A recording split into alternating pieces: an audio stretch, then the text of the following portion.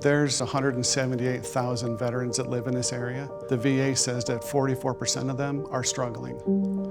That's a lot of people that are hurting. Service has always been in my blood.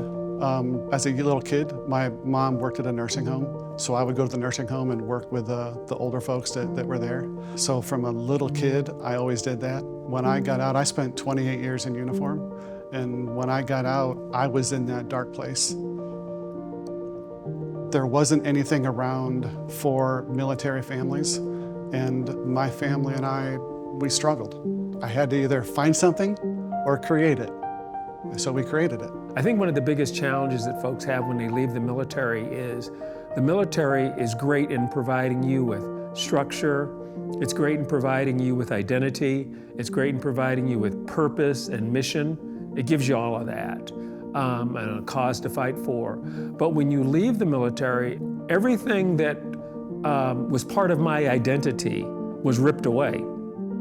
And I didn't know who I was.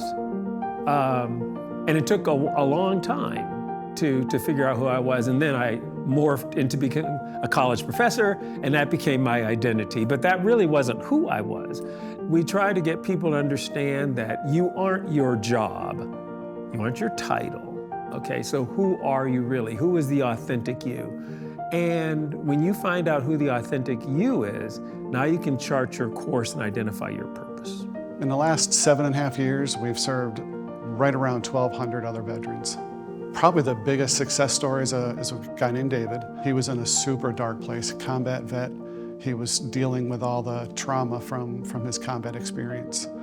He made some pretty bad decisions, but he got connected with the Eden Project. So we spent about a year working with David, maybe a year and a half. Now he's got a happy family, he's got a couple little kids, and he's running his own business. So he's probably the biggest, but we have a lot of Davids that have come through the program that are doing that. A lot of the guys are still volunteering with us.